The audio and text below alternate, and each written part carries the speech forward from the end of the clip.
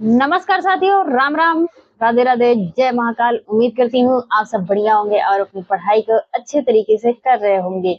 इसके पहले जो भी क्लासेस हुई हैं, उम्मीद करती हूँ आप लोगों ने उसे पढ़ लिया होगा।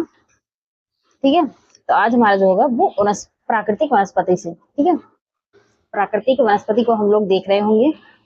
तो चलिए स्टार्ट करते हैं। Bharat one report, Bharat one स्थिति रिपोर्ट 2023 ISFR 2023 के अनुसार क्या है? तो ऑप्शन ए है देश का कुल वन और वृक्ष आवरण देश के भौगोलिक क्षेत्र का 15% है। सबसे बड़े दर्ज वन क्षेत्र वाले शीर्ष 3 राज्य झारखंड, अंडमान निकोबार एवं मणिपुर है। ऑप्शन सी है सबसे अधिक वृक्षावरण महाराष्ट्र में पाया गया है और इसके बाद राजस्थान और उत्तर प्रदेश का स्थान है। या फिर ऑप्शन डी है उपयुक्त में से कोई नहीं।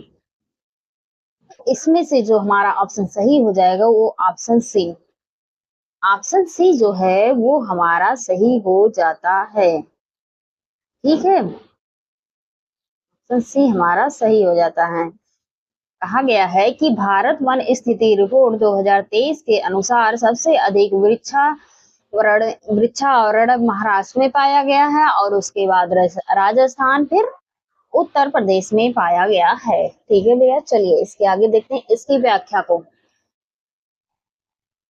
ISFR 2023 के अनुसार देश का कुल वनावरण तथा वृक्षावरण यानी फॉरेस्ट कवर तथा ट्री कवर लगभग कितना है? तो 8,27,356.95 वर्ग किलोमीटर है, जो भारत के कुल भौगोलिक क्षेत्र का 25.17% है, ना कि 15% है। ठीक है, अभिलिखित वन क्षेत्र के आधार पर सर्वाधिक क्षेत्र वाले 3 शीर्ष राज्य क्रमशः मध्य प्रदेश, महाराष्ट्र तथा ओडिशा हैं।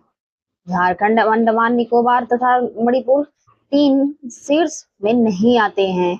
इसके अनुसार सबसे अधिक वृक्षावरण वाले 3 राज्य क्रमशः हैं महाराष्ट्र, राजस्थान और उत्तर प्रदेश। ठीक है भैया, चलिए इससे आगे देखते हैं। भारत में किस राज्य का सर्वाधिक क्षेत्र वन घने पतझड़ वाले जंगल से घिरा है? ऑप्शन ए है Odisha, option B Maharashtra, option C Madhya Pradesh, option D Chhattisgarh, option E है उपयुक्त में से कोई नहीं या उपयुक्त में से एक से अधिक। इसमें से जो ऑप्शन हमारा सही हो जाता है ऑप्शन सी मध्य प्रदेश। ठीक है, भारत वन स्थिति रिपोर्ट 2023 के अनुसार दिए गए विकल्पों में से पतझड़ वनों का सर्वाधिक विस्तार मध्य प्रदेश एवं उसके पश्चात छत्तीसगढ़ राज्य में है, अतः विकल्प सी सही उत्तर है। ठीक है, चलिए इसके आगे देखते हैं। सुंदरवन क्षेत्र में है ऑप्शन ए उष्णकटिबंधीय आर्द्र सदाबहार वन, उपोष्ण कटिबंधीय आर्द्र वन, आर्द्र समशीतोष्ण वन, सघन मैंग्रोव वन। तो ऑप्शन डी हमारा सही हो जाता है सघन मैंग्रोव वन। ठीक है, चलिए इसकी व्याख्या को देखते हैं। सुंदरवन भारत तथा बांग्लादेश में स्थित विश्व का सबसे बड़ा नदी डेल्टा है। यह गंगा, ब्रह्मपुत्र, मेघना नदियों के डेल्टा पर स्थित है। इस क्षेत्र में सघन मैंग्रोव वन पाए जाते हैं। ठीक है, गंगा डेल्टा के सदाबहार वन क्षेत्र को क्या कहते हैं? ऑप्शन ए है सुंदरगढ़, सुंदरवन, सुरेंद्रनगर, उपयुक्त में से एक से अधिक या उपयुक्त में से कोई नहीं। तो इसमें से जो हमारा आंसर सही हो जाता है वो हो जाता है सुंदरवन। गंगा डेल्टा के सदाबहार वन क्षेत्र को सुंदरवन कहते हैं। ठीक है, चलिए इसके आगे इसकी व्याख्या को देखते हैं। सुंदरवन मैंग्रोव वन दुनिया के सबसे बड़े मैंग्रोव वनों में से एक बंगाल की खाड़ी में गंगा, ब्रह्मपुत्र व मेघना नदियों के डेल्टा पर स्थित है। यह क्षेत्र अपने जीवों की विस्तृत श्रृंखला के लिए जाना जाता है। इसके आगे क्वेश्चन है, निम्नलिखित में से किस राज्य में सर्वाधिक क्षेत्र वनों के अंतर्गत पाया जाता है? ऑप्शन ए है हिमाचल प्रदेश, ऑप्शन बी है असम, ऑप्शन सी है आंध्र प्रदेश, ऑप्शन डी है अरुणाचल प्रदेश, ऑप्शन ई है उपयुक्त में से कोई नहीं या उपयुक्त में से एक से अधिक। तो इसमें से जो ऑप्शन सही हो जाता है वो हो जाता है अरुणाचल प्रदेश। इसमें पाया जाता है तो अरुणाचल प्रदेश में। ठीक है भैया, चलिए इसके आगे देखते हैं। दिए गए विकल्पों में से अरुणाचल प्रदेश में सर्वाधिक क्षेत्र वनों के अंतर्गत शामिल है। भारत वन रिपोर्ट स्थिति रिपोर्ट 2023 के अनुसार भारत के शीर्ष 3 वनावरण वाले राज्य इस प्रकार हैं। पहले पे मध्य प्रदेश 77,073.44 वर्ग किलोमीटर, अरुणाचल प्रदेश 65,881.57 वर्ग किलोमीटर, छत्तीसगढ़ हो जाता है तीसरे नंबर पर 55,811.75 वर्ग किलोमीटर है। ठीक है भैया, चलिए इसके आगे देखते हैं। कांटेदार जंगल नहीं पाए जाते हैं। ऑप्शन ए है Karnataka, option B Andhra Pradesh, option C है तमिलनाडु, ऑप्शन डी है उपयुक्त में से एक से अधिक या उपयुक्त में से कोई नहीं। तो ऑप्शन ई इसमें हमारा सही हो जाता है, उपयुक्त में से कोई नहीं, कांटेदार जंगल नहीं पाए जाते हैं। देख लेते हैं कहाँ कहाँ पाए जाते हैं। दिए गए विकल्पों में से कर्नाटक, आंध्र प्रदेश, तमिलनाडु तीनों राज्यों में कांटेदार जंगल पाए जाते हैं। अतः इस प्रकार विकल्प ई सही हो जाएगा। ठीक है, चलिए इसके आगे देखते हैं।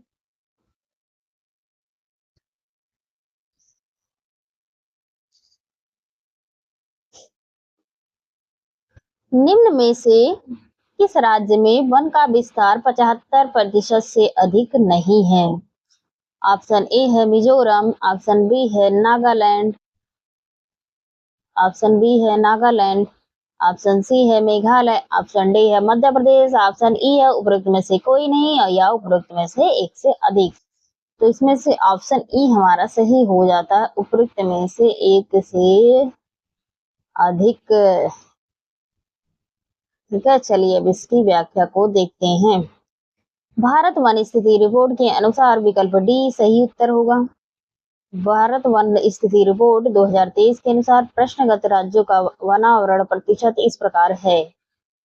पहले देखते हैं मिजोरम का जो है 85.34% है। नागालैंड का हो जाएगा 73.72%। मेघालय का हो जाता है 75.65%। मध्य प्रदेश का हो जाता है 25.00%।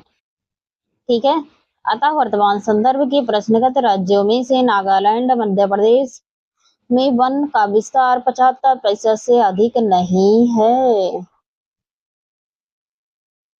भारत के कुल भौगोलिक क्षेत्र में वन क्षेत्र का क्या प्रतिशत है? ऑप्शन ए है 20.7%, ऑप्शन बी है 21.7%, 22.7% और 23.7%। तो इसमें से आंसर हमारा सही हो जाता है ऑप्शन ए 20.7%। भारत के कुल भौगोलिक क्षेत्रों में वन क्षेत्र का प्रतिशत 20.7% हो जाता है। ठीक है भैया, चलिए इसके आगे देखते हैं इसकी व्याख्या को। स्टेट ऑफ फॉरेस्ट रिपोर्ट 2023 के अनुसार भारत के कुल 20.64% अर्थात लगभग 6,78,333 वर्ग किलोमीटर क्षेत्रफल पर वनों का विस्तार था। देहरादून स्थित भारतीय वन सर्वेक्षण प्रत्येक 2 वर्ष में उपग्रह चित्रण के माध्यम से देश के वनावरण एवं वृक्षावरण पर भारत वन स्थिति रिपोर्ट शीर्षक से जारी करता है। ISFR 2023 के अनुसार वर्तमान में वनावरण 21.76% तथा वृक्षावरण 3.41%, वन एवं वृक्षावरण 25.17% है। ज्ञातव्य है कि बिहार में वनावरण लगभग 8% है। ठीक है भैया, चलिए इसके आगे देखते हैं। प्रतिशत अधिकतम वन क्षेत्र है कहाँ पे प्रतिशत में? अरुणाचल प्रदेश, हिमाचल प्रदेश, मिजोरम, नागालैंड। तो इसमें से जो हमारा ऑप्शन सही हो जाता है ऑप्शन सी मिजोरम में है सबसे ज्यादा। ठीक है, कहाँ है? मिजोरम।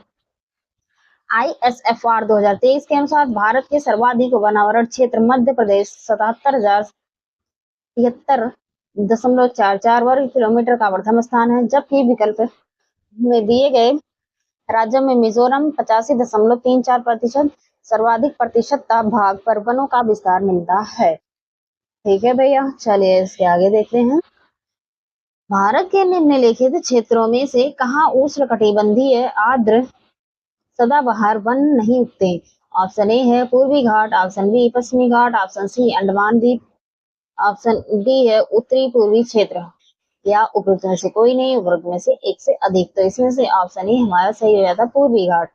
कौन सा है? पूर्वी घाट। ठीक है, चलिए इसके आगे देखते हैं।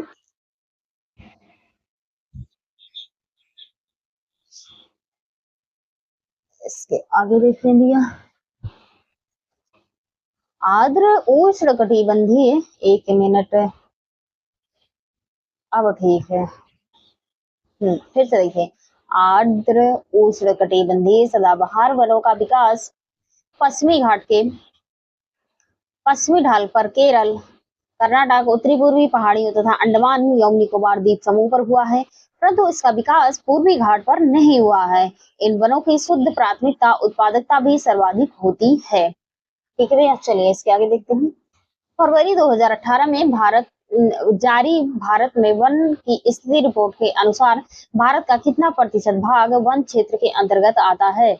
ऑप्शन ए है 23%, 24.40%, 24%, या 24.40%, या उपयुक्त में से कोई नहीं, या उपयुक्त में से एक से अधिक। तो इसमें से ऑप्शन ई हमारा सही हो जाता है। ठीक है, चलिए इसकी व्याख्या को देख लेते हैं, अभी पता चल जाएगा। व्याख्या तो काफी बड़ी है भैया। 12 फरवरी 2018 को 15वीं भारत वन स्थिति रिपोर्ट 2017 जारी की गई थी। ISFR 2017 के अनुसार देश के कुल वनावरण 7,08,273 वर्ग किलोमीटर है, जो देश के कुल भौगोलिक क्षेत्र का 21.54% था। हालांकि देश में कुल वनावरण और वृक्षावरण 8,02,088 वर्ग किलोमीटर है, जो देश के कुल भौगोलिक क्षेत्र का लगभग 24.40% है। लेकिन बिहार लोक सेवा आयोग ने इस प्रश्न को सही उत्तर विकल्प डी माना है, जो कि प्रश्नानुसार गलत भी है। ठीक है, भारत वन स्थिति रिपोर्ट के अनुसार 2023 के अनुसार देश में कुल वनावरण 7,15,342.61 वर्ग किलोमीटर है। ठीक है, जो कि कुल भौगोलिक क्षेत्र का 21.76% है। देश में कुल वन वृक्षावरण 8,27,356.95 वर्ग किलोमीटर है, जो कि कुल भौगोलिक क्षेत्र का 25.17% है। ठीक है भैया, चलिए इसके आगे देखते हैं।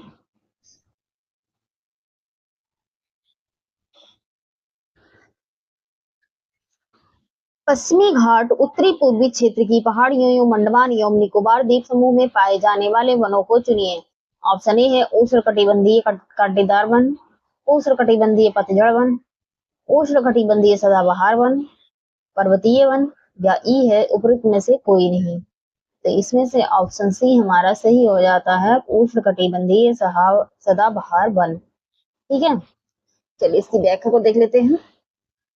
पश्चिमी घाट पूर्वी उत्तर पूर्वी क्षेत्र की पहाड़ियों और अंडमान एवं निकोबार द्वीप समूह में मुख्यतः उष्णकटिबंधीय सदाबहार वन पाए जाते हैं। ठीक है भैया, अब हम देखेंगे सिंचाई एवं नहरों से। किससे देखेंगे क्वेश्चन को? सिंचाई एवं नहरों से देखेंगे।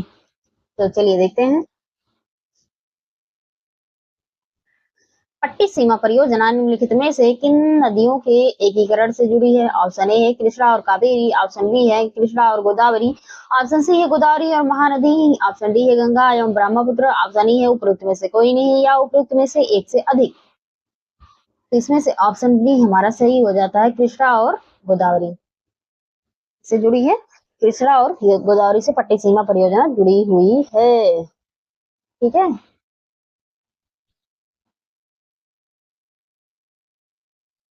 पट्टी सीमा लिफ्ट सिंचाई परियोजना कृष्णा और कावेरी नदियों के एकीकरण से जुड़ी है। इस परियोजना के आंध्र प्रदेश सरकार द्वारा क्रियान्वित किया गया है। भारत की सिंचाई क्षमता का सर्वाधिक भाग पूरा होता है बृहद परियोजना द्वारा, लघु बृहद परियोजनाओं द्वारा, लघु परियोजनाओं द्वारा, मध्यम परियोजनाओं द्वारा। तो इसमें से ऑप्शन बी हमारा सही हो जाता है, लघु बृहद परियोजना के द्वारा। ठीक है, चलिए इसके आगे देखते हैं। इसकी व्याख्या को देखेंगे। भारत की सिंचाई क्षमता का सर्वाधिक भाग लघु एवं बृहद परियोजनाओं से पूरा होता है। लघु सिंचाई परियोजना के तहत 2000 हेक्टेयर या उससे कम तक के क्षेत्र की सिंचाई होती है। इसमें कुआं, नलकूप, पंप सेट, तालाब, ड्रिप सिंचाई, स्प्रिंकलर, एनीकट आदि शामिल किए जाते हैं। ठीक है, चलिए इसके आगे देखते हैं।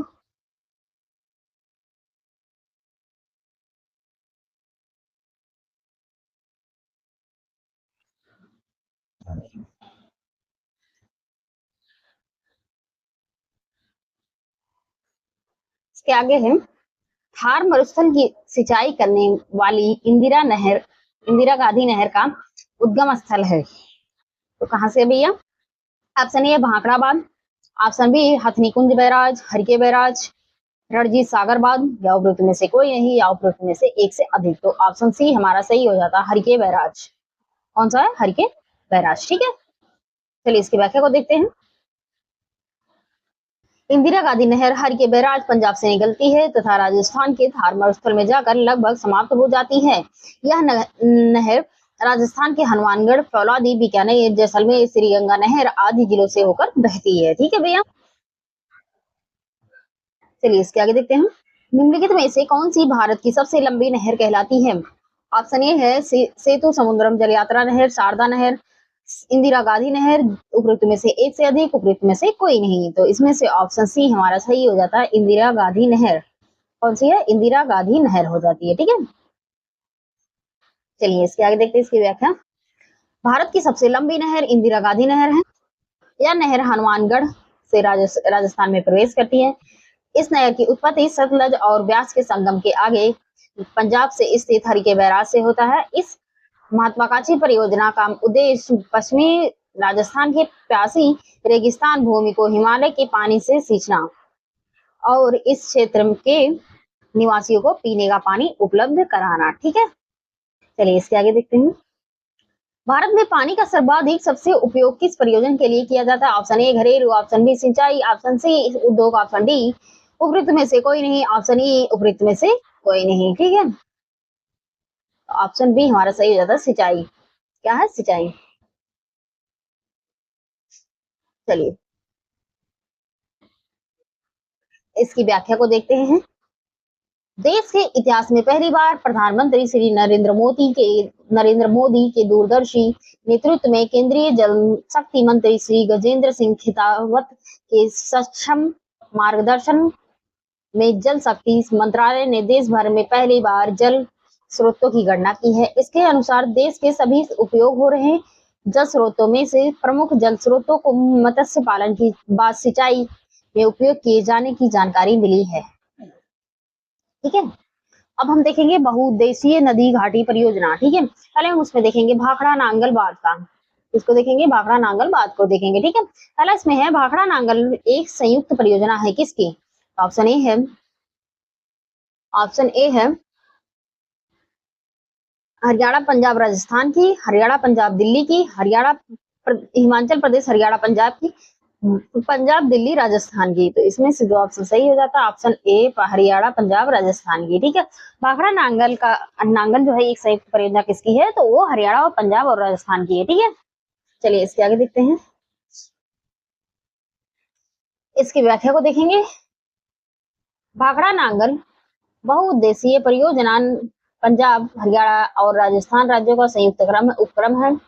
इसके अंतर्गत भाखड़ा और नांगल के पास सतलज नदी पर 2 बांधों का निर्माण किया गया है। ठीक है, चलिए इसके आगे देखते हैं। भाखड़ा नांगल बांध किस नदी पर बनाया गया है? ऑप्शन ए रावी, सिंधु, चुनाव, सतलज। तो इसमें से ऑप्शन डी हमारा सही हो जाता है, सतलज नदी पर। किस पर? सतलज नदी पर। ठीक है, चलिए इसकी व्याख्या को देखते हैं। इसकी व्याख्या तो ऊपर जो दिया गया है उसी में देख लीजिएगा आप लोग। अब देखेंगे कावेरी नदी पर बने बांध। ठीक है, निम्नलिखित में से कौन भारत का सबसे पुराना जल शक्ति उत्पादन केंद्र है? ऑप्शन ए है मयूराक्षी, मचकुंड, पल्लीवासल, शिव समुद्रम। तो ऑप्शन डी है शिव समुद्रम। कौन सा है? शिव समुद्रम। ठीक है, चलिए इसकी व्याख्या को देखते हैं। जल विद्युत का विकास 19वीं शताब्दी के अंतिम दशक में शुरू हुआ। 1887 में दार्जिलिंग के सिद्रापोंग में देश का प्रथम जल विद्युत संयंत्र लगाया गया था। कर्नाटक में कावेरी नदी पर स्थित शिव समुद्रम वर्ष 1902 में भारत का दूसरा सबसे पुराना जल विद्युत उत्पादन संयंत्र लगाया गया था। इसके अनुसार जो है विकल्प डी हमारा सही हो जाता है। ठीक है, चलिए अब इसके आगे देखते हैं।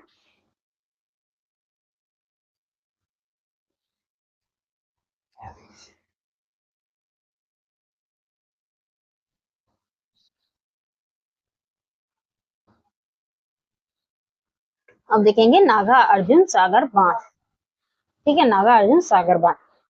नागा अर्जुन सागर बहुउद्देशीय परियोजना किस नदी पर है? Option A Tapti, option B Kosi, option C Godavari, option D Krishna. तो इसमें से जो ऑप्शन सही हो जाता है कृष्णा नदी पर। किस पर है?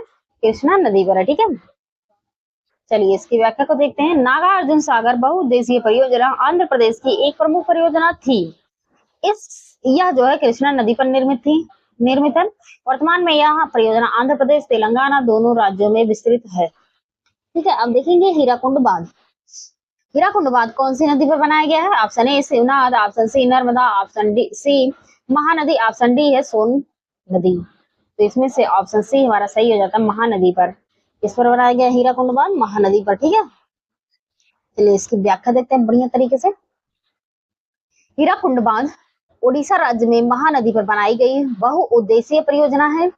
यह संबलपुर से 15 किलोमीटर उत्तर में लगभग 80.96 मीटर अधिकतम ऊंचा एवं 4.8 किलोमीटर मुख्य बांध की लंबा विश्व का सबसे लंबा मिट्टी का बांध है।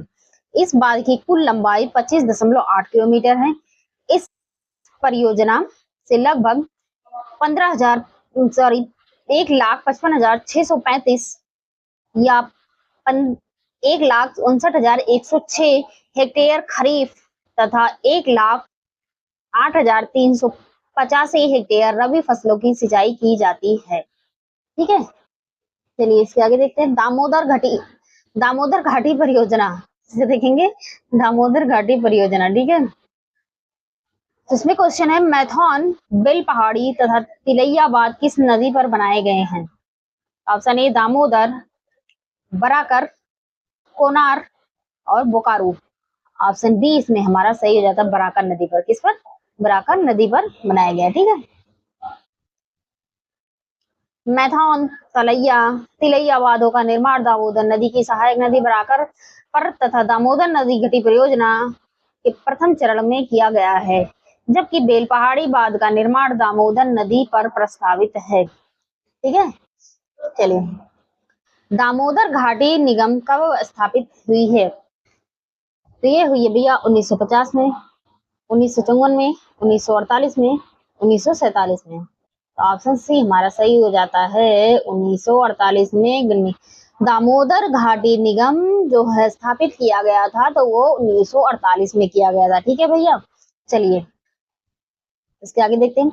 बिहार एवं पश्चिम बंगाल की सहमति के पश्चात केंद्र सरकार ने मार्च 1948 में दामोदर घाटी निगम अधिनियम 14 पारित किया है। इस अधिनियम के तहत 7 जुलाई 1948 को स्वतंत्र भारत की प्रथम बहुउद्देशीय नदी घाटी परियोजना दामोदर घाटी निगम अस्तित्व में आई थी। ठीक है, चलिए इसके आगे देखते हैं। अब हम देखेंगे विविध परियोजनाएं। विविध परियोजनाएं को अब देखेंगे। प्रधानमंत्री नरेंद्र मोदी ने हाल ही में मंडल बांध परियोजना की नींव किस नदी पर बनाने के लिए रखी थी? तो ऑप्शन ए है Kosi, option B Burhi Gandak, option C Phalgu, option D है उत्तरी कोयल। ऑप्शन ई है उपरोक्त में से कोई नहीं या उपरोक्त में से एक से अधिक। तो इसमें से ऑप्शन डी हमारा सही हो जाता है, उत्तरी कोयल। कौन दिया? उत्तरी कोयल। ठीक है, व्याख्या को देखते हैं हम। 5 जनवरी 2019 को प्रधानमंत्री नरेंद्र मोदी ने झारखंड के पलामू जिले में मेदिनीनगर में उत्तरी कोयल यानी मंडल डैम परियोजना की सिंचाई एवं पेयजल योजनाओं का शिलान्यास किया। यह परियोजना उत्तरी कोयल यानी सोन नदी की सहायक नदी जो है पर निर्मित है। ठीक है, चलिए इसके आगे देखते हैं। चंबल नदी पर राणा प्रताप सागर जल विद्युत परियोजना किस राज्य में स्थित है? ऑप्शन ए है Madhya Pradesh, option B Rajasthan, option C Uttar Pradesh, option D Chhattisgarh या उपरोक्त में से कोई नहीं या उपरोक्त में से एक से अधिक। तो इसमें से ऑप्शन बी हमारा सही हो जाता है, राजस्थान। कौन सा है? राजस्थान। ठीक है, राणा प्रताप सागर जल विद्युत परियोजना चंबल नदी पर स्थित है। यह चंबल नदी विकास परियोजना से संबंधित है। यह परियोजना राजस्थान में स्थित है। ठीक है भैया, चलिए इसके आगे देखते हैं। 1954 में किन दो देशों के बीच कोसी सिंचाई एवं जल विद्युत परियोजना समझौता हस्ताक्षरित हुआ? तो वो ऑप्शन हो जाता है भारतवर्ष बांग्लादेश, भारतवर्ष चीन, भारतवर्ष नेपाल, उपरोक्त में से एक से अधिक, उपरोक्त में से कोई नहीं। तो ऑप्शन सी हमारा सही हो जाता है, भारतवर्ष और नेपाल। ठीक है, चलिए इसके आगे देखते हैं इसकी व्याख्या को। भारत और नेपाल के बीच 1954 में कोसी सिंचाई एवं जल विद्युत परियोजना समझौता हस्ताक्षरित हुआ।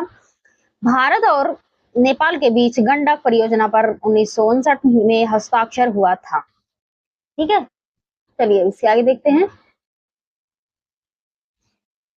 कृषि कृषि में युग्म पैदावार का आशय किसको उगाने से है? ऑप्शन ए है विभिन्न मौसमों पर दो फसल, एक ही साथ दो फसल, अन्य फसल के साथ एक फसल, इनमें से कोई नहीं। इसमें से ऑप्शन ए हमारा सही हो जाता है, विभिन्न मौसमों पर दो फसल उगाने से। ठीक है, इस पर विभिन्न मौसमों में दो फसल उगाने से। चलिए इसके आगे इसकी व्याख्या को देखेंगे। चलिए देखते हैं।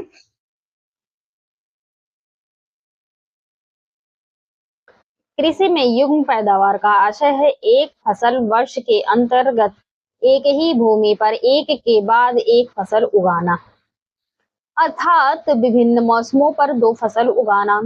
उदाहरण स्वरूप इसके अंतर्गत चावल और मक्का की मुख्य फसलों से बस पहले बसंत, जौ, शीतकालीन गेहूं या आलू की फसल लगाकर कुल दो क्रमवार फसल उगाना है। इस रूप में विकल्प ए जो हमारा है वो सही हो जाता है। ठीक है, चलिए इसके आगे देखते हैं।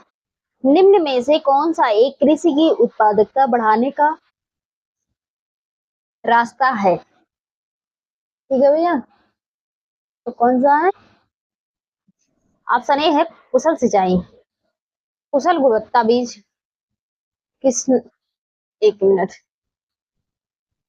कीटनाशकों का प्रयोग, उर्वरकों का प्रयोग, उपरोक्त में से कोई नहीं, उपरोक्त में से एक से अधिक।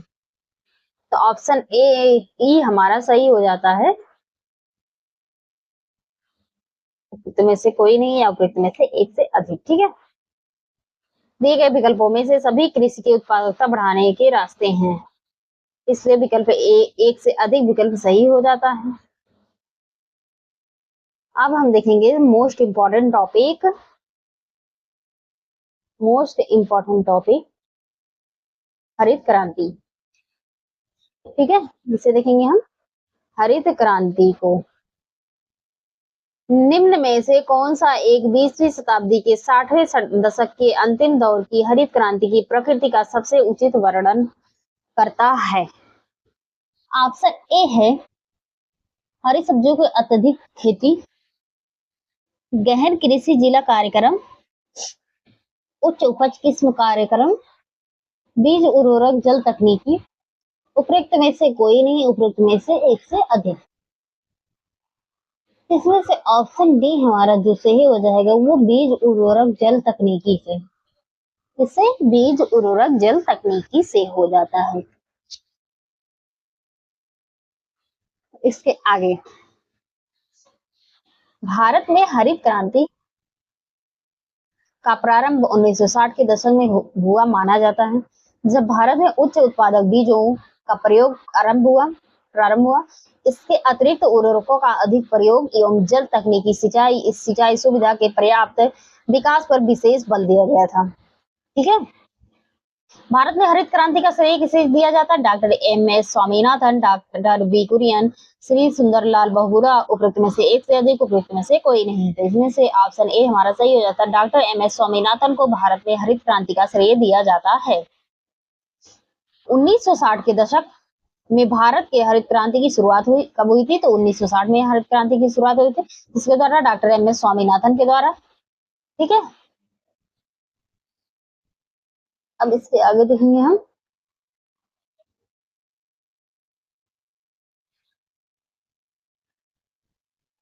भारत में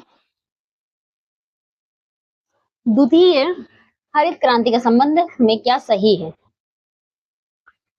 इसका लक्ष्य हरित क्रांति से पूर्व में ही लाभान्वित हो चुके क्षेत्रों में गेहूं चावल के उत्पादन एवं वृद्धि करना है। इसका लक्ष्य हरित क्रांति से अब तक लाभान्वित न हो सकने वाले क्षेत्रों में बीज, पानी, उर्वरक तकनीकी का विस्तार करना है।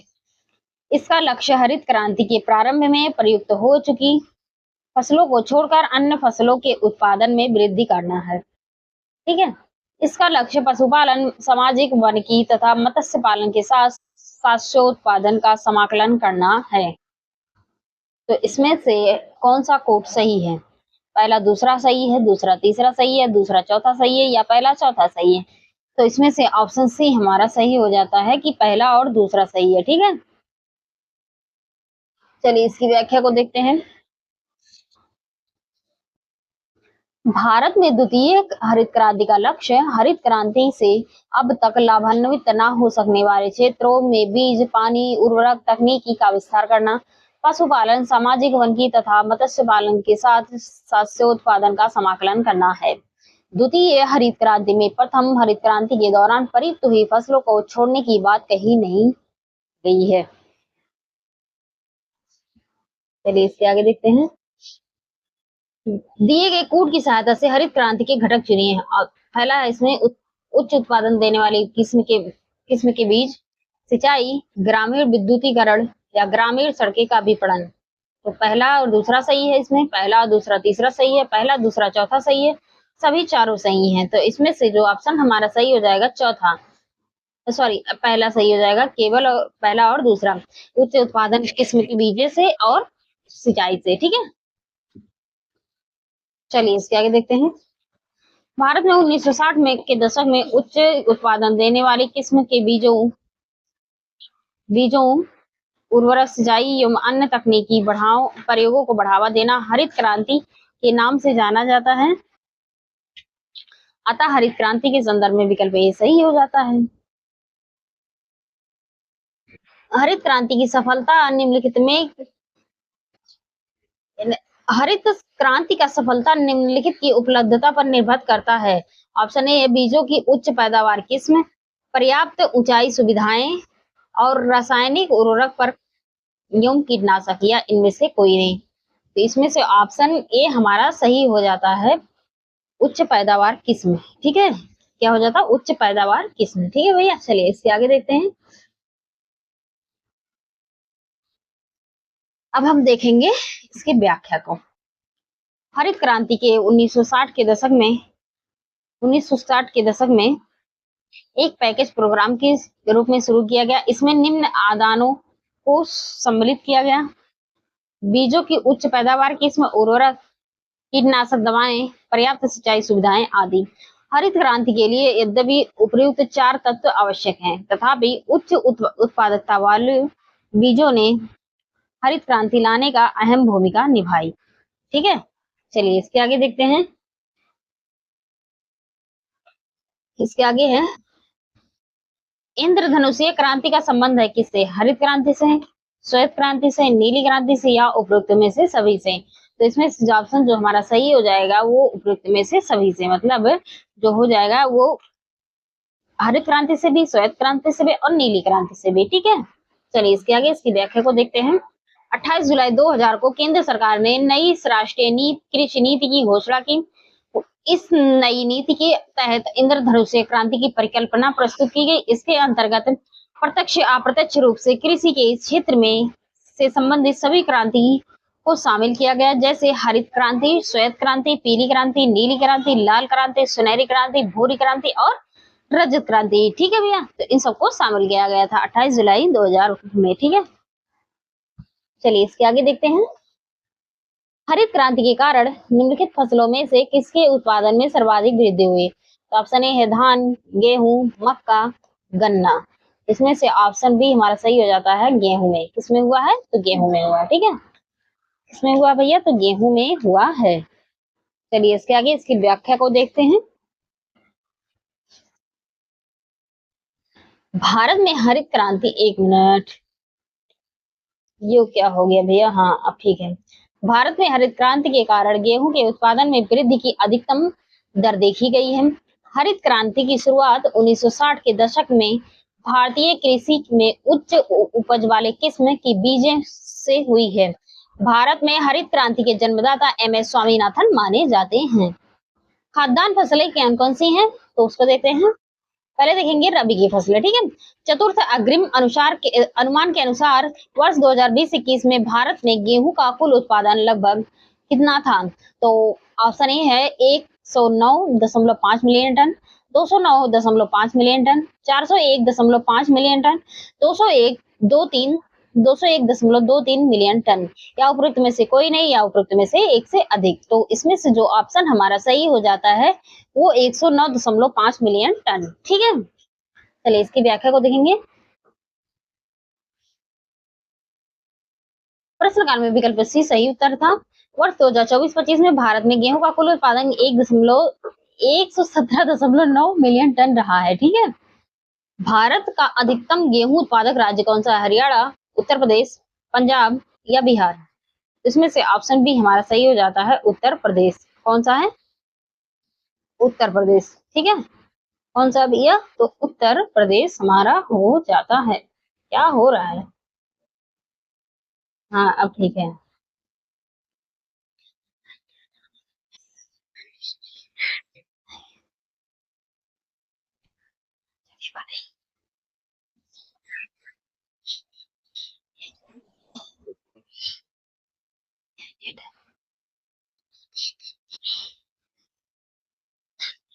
चलिए इसके आगे इसकी व्याख्या को देखते हैं। भारत का अधिकतम गेहूं उत्पादक राज्य उत्तर प्रदेश है। उत्तर प्रदेश ने वर्ष 2023-24 में 35.34 मिलियन टन गेहूं का उत्पादन किया, जो भारत में सर्वाधिक है। उत्तर प्रदेश में के बाद द्वितीय और तृतीय स्थान पर क्रमशः मध्य प्रदेश 22.58 मिलियन टन और तथा पंजाब जो है 17.74 मिलियन टन उत्पादित किया है गेहूं। ठीक है, यूपीएजी यानी उपज के अनुसार पोर्टल पर उपलब्ध वर्ष 2024-25 आंकड़ों के अनुसार भारत के शीर्ष 5 गेहूं उत्पादक राज्य क्रमशः हैं। पहले उत्तर प्रदेश, फिर मध्य प्रदेश, फिर पंजाब, फिर हरियाणा, फिर राजस्थान। ठीक है, चलिए इसके आगे देखते हैं। भारत में सबसे अधिक गेहूं उत्पादन राज्य है। ऑप्शन ए है पंजाब, हरियाणा, उत्तर प्रदेश या बिहार। तो इसमें से हो जाता है उत्तर प्रदेश। ठीक है, स्वतंत्रता प्राप्ति के बाद भारत में सर्वाधिक प्रगति हुई चावल के उत्पादन में, दालों के उत्पादन में, पटसन के उत्पादन में, गेहूं के उत्पादन में। तो हो जाती है भैया गेहूं के उत्पादन में। किसमें हुई थी? तो गेहूं के उत्पादन में हुई थी।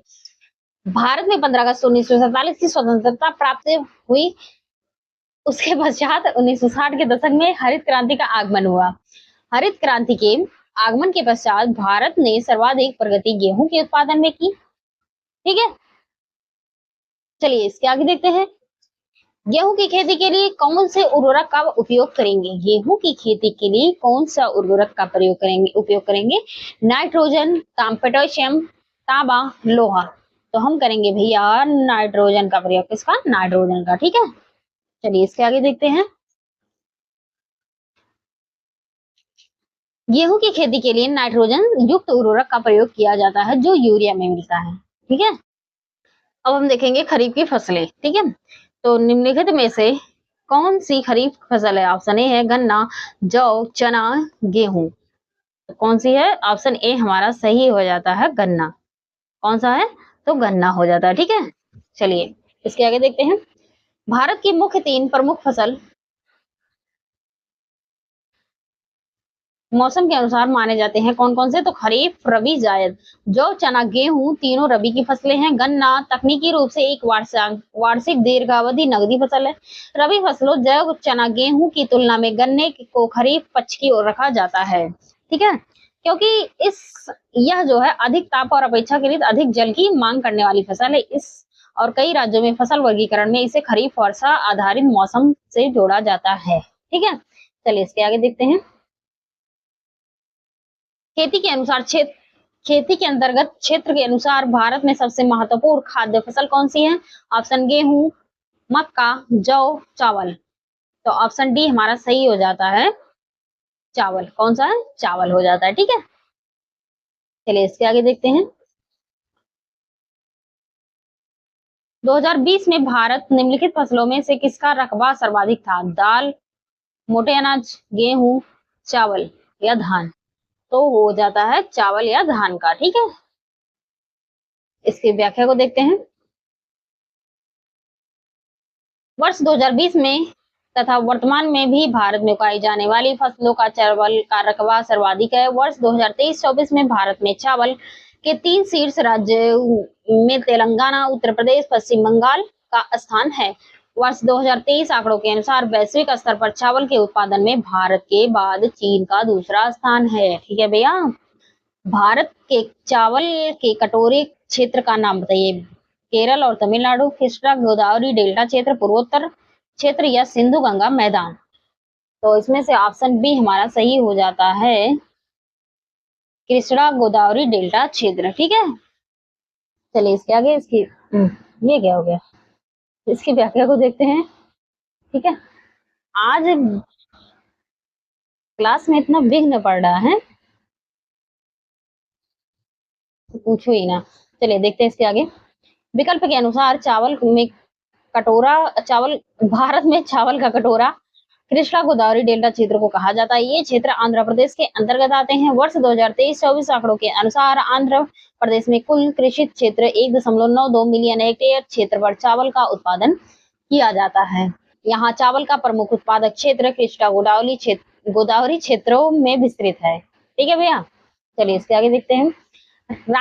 भारत राज्यों में वर्ष 2018-19 में चावल उत्पादक राज्य का सही आरोही क्रम। तो हम लोग इसमें क्योंकि ऑप्शन ई हमारा सही है, तो इसको हम राज्यों को देख लेते हैं सही आरोही क्रम क्या है। ठीक है,